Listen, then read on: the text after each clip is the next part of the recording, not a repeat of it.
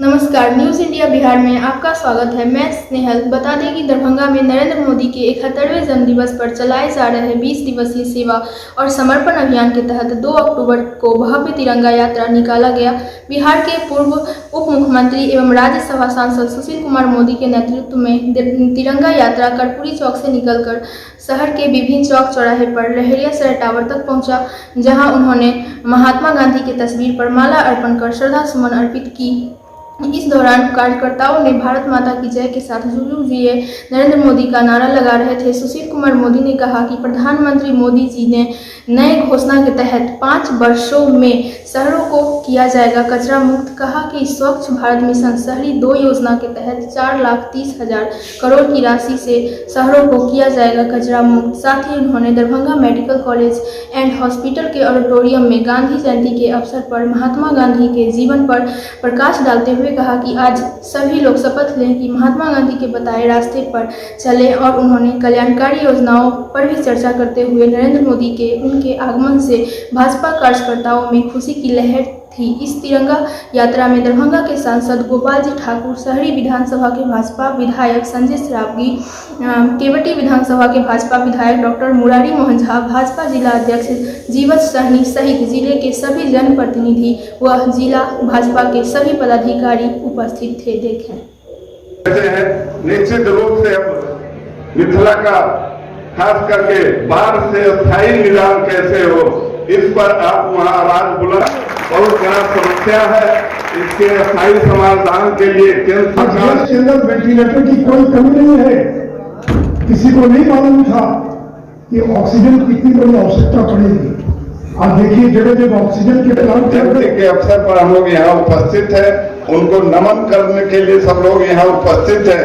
इस अवसर पर के रूप में आप ऐसे भी बिहार के प्रति चिंतित रहे।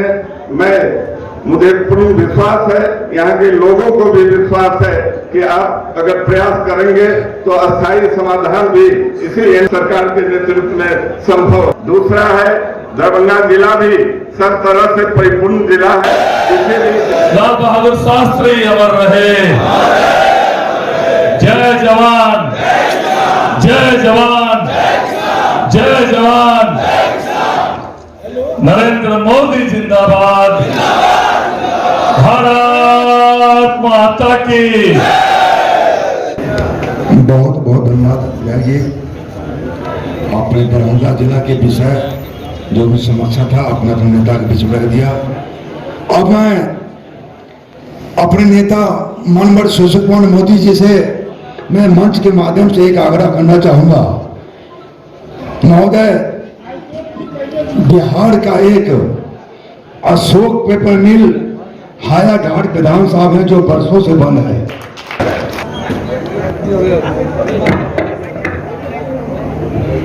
नीचा कर दिए ना।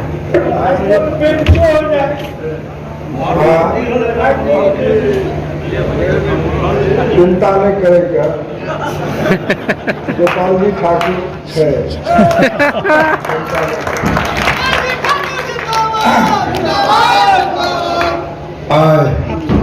बड़ा हर्ष के दिन है। आज मिथिला के केंद्र दरभंगा में राज्य के उप मुख्यमंत्री, भारतीय जनता पार्टी के पूर्व राष्ट्रीय उपाध्यक्ष, बिहार के भारतीय जनता पार्टी के अध्यक्ष और राज्यसभा के माननीय सांसद परम आदरणीय श्री सुशील कुमार मोदी। ये लोकसभा और विधानसभाओं के अंदर जो आरक्षण का प्रावधान है या जो आरक्षण की व्यवस्था है, ये शायद इस देश के अंदर वो व्यवस्था नहीं रही हो। और आपको मैं बता दूं कि अंग्रेज चाहता था कि देश को बांट दे। अंग्रेजों ने मुसलमानों के लिए अलग आरक्षण दे दिया। और अलग आरक्षण का मतलब क्या था? मुसलमान मुसलमान को वोट करेगा, सिख सिख को वोट करेगा, दलित दलित को वोट करेगा। आज ऐसा नहीं है कि रिजर्व सीट है, खड़ा होने का अधिकार है अनुसूचित जाति जनजाति को, लेकिन वोट सारे लोग करते हैं। लेकिन अंग्रेज ने क्या व्यवस्था कर दिया 1932 में और इंग्लैंड के प्रधानमंत्री थे रैमसे मैकडोनाल्ड, उन्होंने कॉमनवेल्थ अवार्ड घोषित कर दिया कि जिस तरह से मुसलमानों को पृथक निर्वाचन का अधिकार है, यूरोपियंस को है, सिखों को है, उसी तरह से दलितों को भी पृथक निर्वाचन का अधिकार दिया जाता है। मतलब क्या? दलित खड़ा होगा, केवल दलित वोट करेगा, पूरा हिंदू समाज वोट नहीं करेगा। गांधी ने कहा कि मैं अपनी जान की बाजी लगा दूंगा, लेकिन हिंदू समाज को टूटने नहीं दूंगा। और उन्होंने अंग्रेजों को चेतावनी दी कि अगर तुमने इसको लागू किया तो मैं आमरण अनशन पर बैठ जाऊंगा। जब तक मैं मरने तक मैं अनशन पर रहूंगा, जब तक मर नहीं जाऊंगा, मैं इसको होने नहीं दूंगा। अभी तो आपको मैं बता दूं, गांधी उस समय पुणे के पास यरवदा जेल के अंदर बंद थे। गांधी अनशन पर बैठ गए, कहा कि पृथक निर्वाचन का अधिकार ये हिंदू समाज को खंडित कर देगा। और फिर गांधी और अम्बेडकर में समझौता हुआ, और जहां अंग्रेजों ने अनुसूचित जाति के लोगों को विधानसभाओं में केवल 78 सीट दी थी, गांधी के प्रयास से सीटें बढ़कर 148 हो गई। और संसद के अंदर SC/ST को कोई आरक्षण नहीं था। उन्होंने कहा कि हिंदू की जो सीट होगी उसमें 18% सीट दलितों को मिलेगी। और वो गांधी था जिसके कारण दलित चुनाव लड़ेगा, लेकिन वोट केवल दलित नहीं करेगा, पूरा हिंदू समाज वोट करेगा। अगर गांधी नहीं होते तो आज इस देश में क्या होता, आप इसकी कल्पना कर सकते हैं। ये गांधी है। मित्रों, हम गांधी की ताकत को पहचान नहीं पाते। उन्होंने पूरे देश में घूमकर हरिजन फंड इकट्ठा किया। मार्च 2023 तक देश को अपना सबसे लंबा एक्सप्रेसवे मिल सकता है। दिल्ली से मुंबई तक अब आधे समय में सफर किया जा सकता है। बता दें कि दिल्ली से मुंबई तक बन रहा है ये एक्सप्रेसवे भारत के साथ साथ दुनिया का सबसे लंबा एक्सप्रेसवे भी बन सकता है। ये गांधी थे जिन्होंने शराब पीने का विरोध किया और कहा कि पूरे देश में शराबबंदी होनी चाहिए। ये कोई लोग जो थे कुष्ठ रोग, गांधी ने कुष्ठ रोगों की सेवा करना शुरू किया। ये बुनियादी विद्यालय, बुनियादी शिक्षा, राष्ट्रीय विद्यालय, आप चंपारण में जाइए तो सबसे पहला देश का जो बुनियादी विद्यालय है वो गांधी ने चंपारण में स्थापित किया था। दक्षिण भारत में हिंदी का प्रचार कैसे हो, इसलिए गांधी ने हिंदी प्रचार सभा की स्थापना की और पूरे देश में एक नागरिक लिपि हो, इसके लिए प्रयास किया। और दक्षिण भारत में हिंदी के प्रचार प्रसार का काम गांधी ने किया। तो मुझे तो आश्चर्य लगता है कि एक व्यक्ति अपनी जिंदगी में कितना काम कर सकता है।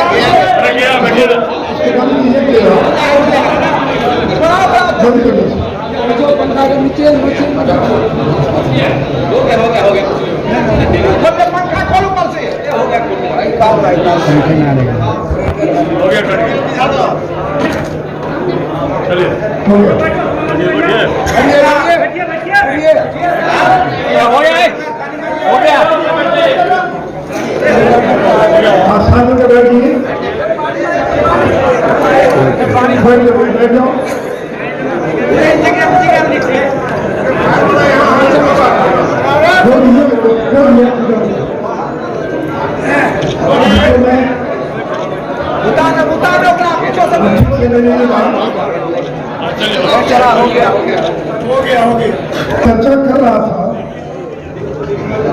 कि आज से 100 साल पहले इसी प्रकार की महामारी फैली थी, जिसमें गांधी जी के बड़े बेटे हरिलाल की पत्नी मर गई, गांधी की पोती मर गई। सूर्यकांत त्रिपाठी निराला का नाम सुना होगा, देश के बड़े कवि साहित्यकार। उनकी पत्नी, उनके पिता, उनके चाचा की मौत हो गई। और निराला लिखते कि वो इलाहाबाद के रहने वाले थे कि गंगा में लाशें फट गई। चिता की लोग कभी ठंडी नहीं पड़ रही थी, लकड़ियां कम पड़ गई और इतिहासकार लिखते कि 1918 के अंदर लॉकडाउन नहीं था, लेकिन यूरोप की सड़कें खाली हो गई, लोग मास्क लगाकर चलते थे, कोई टीका नहीं था। लेकिन मित्रों 100 साल के बाद जब कोरोना आया, ये भारत है, ये नरेंद्र मोदी हैं जिन्होंने कोरोना का मुकाबला किया। पूरी दुनिया में 50 लाख लोगों की मृत्यु हुई। अमेरिका जैसा देश, यूरोप जैसा देश, बड़ी संख्या में लोग मर गए, जिनकी आबादी 8 करोड़ थी, 12 करोड़ थी, 15 करोड़ थी। 130 करोड़ के भारत में हम लोगों ने लोगों को मरने से रोका, बचाया। फिर भी 4.5 लाख से ज्यादा लोगों की मृत्यु हुई। लेकिन मित्रों, अगर नरेंद्र मोदी जैसा प्रधानमंत्री नहीं होता तो पता नहीं देश के अंदर कितने लोगों की मृत्यु हो जाती। तो नरेंद्र मोदी ने मुकाबला किया कोरोना का। और मैं आपको ये भी बताना चाहूंगा, ये जो कोरोना का टीका है, और 2 अक्टूबर गांधी जयंती के अवसर पर बिहार में मेगा अभियान चल रहा है। और आपसे भी मैं अपील करूंगा कि जिन लोगों ने टीका नहीं लगा वो टीका लगवा लीजिए। लेकिन मित्रों, ये नरेंद्र मोदी थे जिन्होंने ये जो टीका आपको लग रहा है, इसका निर्माण कहाँ और भारत में निर्माण किया जा रहा है। अगर आप सोचिए कि अगर नरेंद्र मोदी ने कोरोना प्रारंभ होते ही टीके के निर्माण के लिए प्रयास प्रारंभ नहीं किया होता, अभी तक 75-80 करोड़, पता नहीं कितने करोड़ लोगों को टीका लग चुका। इतना टीका कहां से आता? कौन देश देता आपको टीका? हर देश को टीके की आवश्यकता है, कोई देश दूसरे को देने के लिए तैयार नहीं होता। लेकिन नरेंद्र मोदी को मालूम था कि बड़ा संकट आ रहा है, इसलिए लॉकडाउन लगाया और साथ ही साथ टीके के निर्माण के लिए वैज्ञानिकों की बैठक बुलाकर कहा कि जो पैसा लगे तैयारी करो और इसे देश के अंदर टीके का निर्माण होना चाहिए। और आज मित्रों, आज आपको जो टीका लग रहा है, भारत बायोटेक का टीका तो पूरी तरह से भारत निर्मित टीका है, लेकिन जो दूसरा टीका है उसका भी उत्पादन भारत में हो रहा है। और केवल भारत, नरेंद्र मोदी के कार्यक्रम भारत में ही बना टीका भारत के लोगों को नहीं लग रहा, बल्कि भारत के बाहर